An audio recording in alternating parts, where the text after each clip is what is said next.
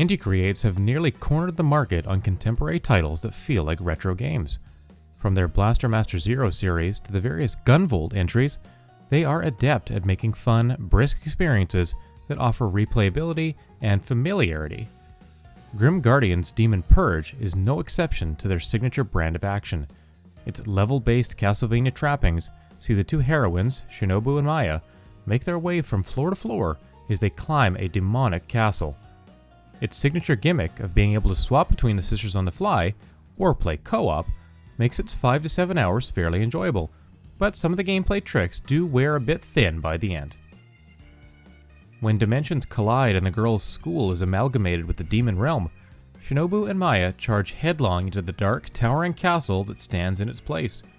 Along the way, they'll rescue students trapped in its halls or taken prisoner by the creatures within. The girls also focus on searching for a man who may or may not be Shinobu's boyfriend or crush. At the top of the castle awaits the culprit behind the whole mess, who has a specific affinity for adding hell to every statement she makes. The gameplay is tight and fluid, with each sister possessing a different weapon and set of ever-expanding sub-weapons.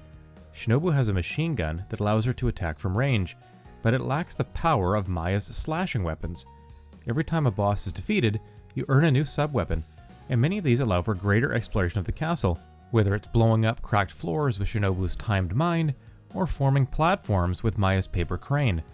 Jumping, shooting, and slashing feel great, and there's almost nothing to fault about the action here, other than Shinobu's lack of mobility when opening fire, or the need to regularly reload her gun. Playing solo, when one of the sisters' health runs out, the other will respawn a slight distance away and be able to revive their downed sibling. Sometimes these checkpoints are further away, which can make the rescue mission a perilous one. If both sisters die, you'll lose a life, but this didn't happen to me too often, partly due to the revive mechanic, and partly because the game's normal difficulty isn't massively challenging. Fortunately, completing the game does open up a third harder setting, and there's an easy mode for those who want a breezier playthrough.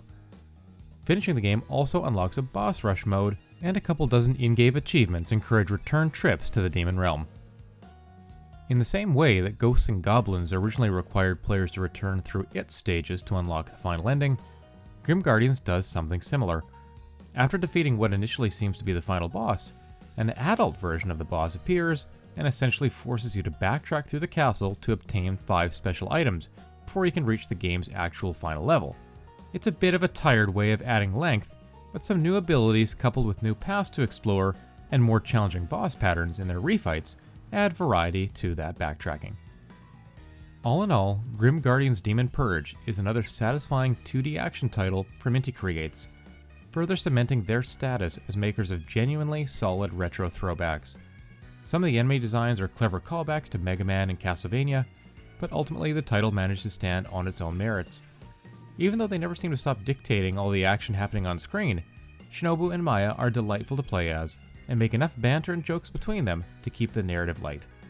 If you'd rather purge something new than the dozens of games in your backlog, Grim Guardians provides a devilishly fun ride.